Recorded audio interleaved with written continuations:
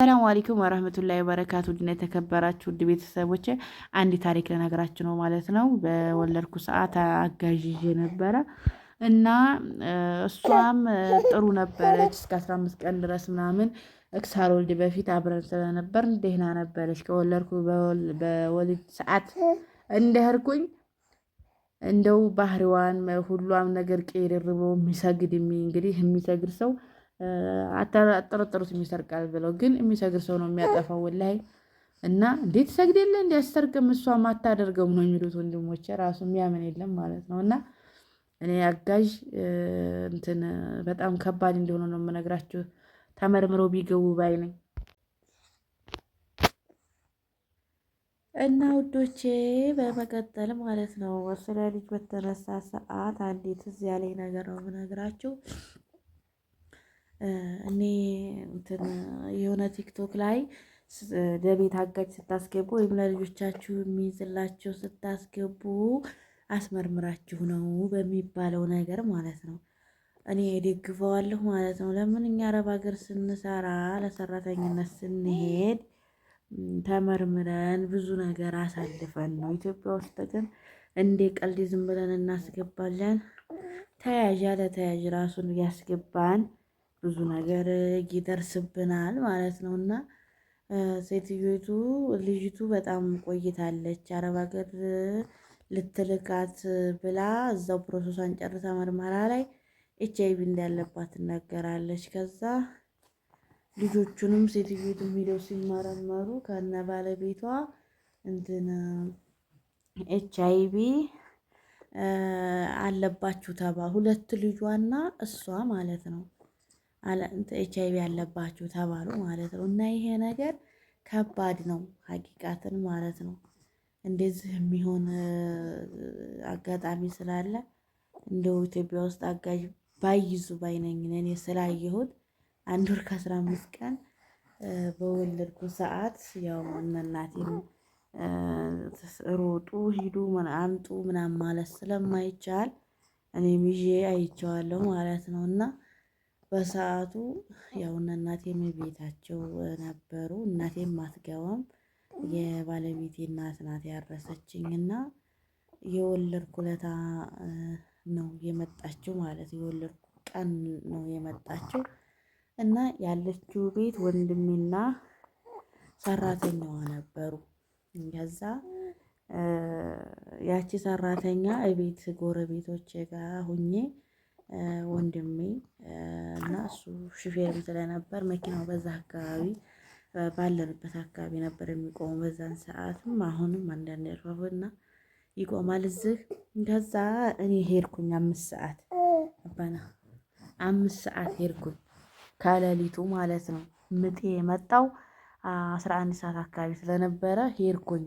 ሄድኩኝ ሌቱን ሙሉ እንዲሁም ፖስትቻታለሁኝ የሆነች ህፃን ልጅ ናትና እሷ ጋራ ትተናቸውን ይሄድ ነው ሰራተኛዋ ጋር ማለት ነው። ከ15 ቀን በላይ ተቀምጣለች። በጣም ጥሩ ተምትባለው ትሰግዳለች። በቃ ጥሩ ተምትባል ሰራተኛ አንዷ ትመስላለች። እና በዛ ምክንያት ቤት ትተናት ሄድን። ሌሊት ሆኗል። ያው መምሸቱ ነው አላህም የረዳኝ ማለት ነው። እና ያ እንትን ሄድን የቀረ የለም ቤት ውስጥ ሄድን። ከዛ ከሄድን በኋላ እሷ እንትን ያው በሰዓቱ ድንገትም ስለሆነ ምጤ የመጣብኝ በቃ ብርቁስቁስቁስ አድርገነው ቁም ሳጥኑ ምናምን አልተዘጋጋም ምናምን በቃ ሁሉ ነገር ክፍትፍት እንዳለ ነው ቤቱን ትተን የሄድነው። እኔም አላስተዋልኩትም ያስተዋለም የለ። በቃ ደግሞ ይሄም ይፈጠራል ብለን አላሰብንም። ለምን ከ15 ቀን በላይ ቀድማ አብራን ስለተቀመጠች እንደዚህ ያለ ነገር ይፈጠራል ብለን አላስብንም ማለት ነው። ከዛ በኋላ አባቴ ከዛ ስንመጣ በቃ ያልጠፋ እቃ የለም። ፓወር ባንክ ምናምን ይጠፋል የተቀመጠበት ምናምን ሽቱ ምናምን በቃ የሆነ እቃ ይጠፋል። በቃ በቀን ይጠፋል። አይገኝም። ከዛ በኋላ አቶ አጋዤ እንትን ገበያ ሄደች። 40 ቀን ገና ወር አልሆነኝም እና ባለቤቴ ደግሞ ተይ ይሄን ነገር ምናምን በቃ የጠፋው ይጥፋ ምናምን ቡፌ ምናምን ተሰበረ በቃ አትናገርም የሆነ ነገር ሲጠፋ ምናምን ሲበላሽ ነው አትናገርም እና በቃ ተይ ብቻሽን ትቀሪያለሽ ምናምን ነገር በሆነ ሰዓት ሰው ያስፈልግሻል እነ እናቴ አይመቻቸው ምናምን ስለሚለኝ ወንድሞችም እንደዛው በቃ የሆነ ነገር እንትን ሲል በቃ ተይው ምናምን ይሉኛልና እነ እናቴም ስለሚቆጡኝ ዝም ብዬ እያለፍኩት እያለ ያቺ ሰራተኛ እኔ ሻንጣ እንዲሁም ቪዲዮውን እንዲሁ አስገባላችሁ ነበር ማለት ነው። ቪዲዮውን ከፈለጋችሁ ቀርጬዋለሁ። ሻንጣዋ ስገባ ፈትሼ ነው የተቀበልኳት። 2 ልብሶች ናቸው ያሏት ማለት ነው። የሰጠኋት ቢጃማ ምናምን ለቤት ብዬ እኔ ነኝ የሰጠኋት። ከዛ ያንን ቆጥራ እዛ ውስጥ ሻንጣው ተቀዶ በማዳበሪያ ሰፍተዋልኝ። እንዲህ ሻንጣ ምን ሆኖ ነው ብድግ ሳረገው በቃ ፍንግል ፍንግል ይላል። ምን ሆኖ ነው ብዬ ብድግ ሳደርገው አቶ ጓዝ እዛ ያልተቆጠረ ነገር ጠይቁኝና እኔ በሰራተኛ እንትን ምክንያት ከባድ ነው። ኢትዮጵያ ውስጥም ይሁን ውጭ ሀገር ተመርምረን ብንሰራና ደግሞ በቃ እንጃ አረብ ሀገር የምንሰራ ልጆች በሌብነት አንጠረጠርም። ኢትዮጵያ ያሉት ሌቦች ናቸው። ሀቂቃትን ስታምኗቸው ምናምን ይከዳሉ። እኔ አይቻለሁ። እኔን በእኔ ተመሳሳይ አንዷ 45 ቀን ልጇ ልታስከትብ ሄዳ ጓዟን እንዴት ተዘረፈች አይቻለሁ በቲክቶክ ማለት ነው። እና ሰው የሌለው ሰው አጋዥ ያስፈልገዋል። አጋዥ ብቻችሁን እንደሆናችሁ ሲያውቁ በቃ የሆነ ነገር ያደርጋሉ። እና አንተን እኮ ነው የማወራው። እና ብቻ አስቸጋሪ ነው። እና እንደዚህ አድርጋ ሰርቃኝ ቀይንም ሳትወስድብኝ ሁሉንም ነገር አግኝቼ ብሯን ሰጥቼ ሸኘኋት። እንዲሁም በቃ አናዳኝ ነበር። እንዲሁም ስሜታዊ ነበር የምሆነውና እንዴ አንቺ ቆጥረሽብኝ ነው የተሰጣ የጎረቤቶቻችን ቀሚስ አልቀረም ስትቆጥር ወላሂ ጠፋ ተብሎ ይታመሳል። ኧረ እዚህ ግቢ ሌባ አይገባም። በዛ ላይ ምንድነው ተይት የመጣ ሌብነት ነው እየተባለ እሷ ቆጥራ አይተሻል እንዴ ስላት ኧረ አላየሁም። እኔ ደግሞ የታይቼ የእነሱን ቀሚስ ራሱ የተሰጣውን አይሆናቸውም እኮ እሷ በጣም ወፍራም ናት። የነዛ ደግሞ ቀሚሶች የቀጫጭን ልጆች ነው። እና እንደዛ አድርጋ ልጅ በጣም እንትን ብላኝ እንደው ደግሜም እኔ በወልድ ራሱ ኢንሻአላህ ተቀጣይ ስወልድ እንኳን እህቴም አብራኝ ትሆናለች ኢንሻአላህ።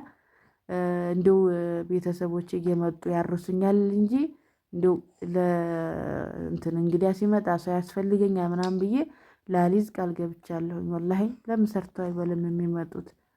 ከዛ በኋላ እና በቃ 40 ቀን 30 ቀን ሄደች። በቃ ወደው እንጀራም የልጄንም ልብስ እንደዚህ ከበድ ያለ አልጠብ እንጂ በቃ ወንዶችም የራሳቸውን ልብስ ያጥባሉ። እኔ በነገራችን ላይ እህት የለኝም እንጂ ወንድም በጣም ብዙ ወንድሞች አሉ ማለት ነው። ግን እህት አንድ ብቻ ስለሆነ እሷም ውጭ ነው ያለችው ማለት ነው።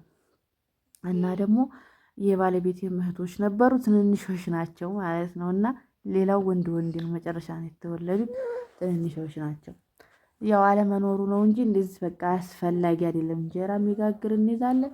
ልብስ አልፎ አልፎ የሚያጥብ ከበድ ያለ ልብስ መያዝ። ከዛ ውጭ እንደው ራሱን በራሱ ማረስ ይሻላል ብዬ ነው ማስበው። ዘይት በርበሬ ምናምን የማይታሰብ ነው። በቃ ዲፍትፍት ነው። በቃ ለነገ የሚባል ነገር የለም። እኛ እኮ አረብ ሀገር ስንሰራ አለቀብን ብለን የምንጨነቅ ሰዎች ነን። እና እንደዛ ነው ጉዶቼ፣ ከባድ ነው። እና ለማንኛውም መልካም ጊዜ። ሰላም አለይኩም ወራህመቱላሂ ወበረካቱ።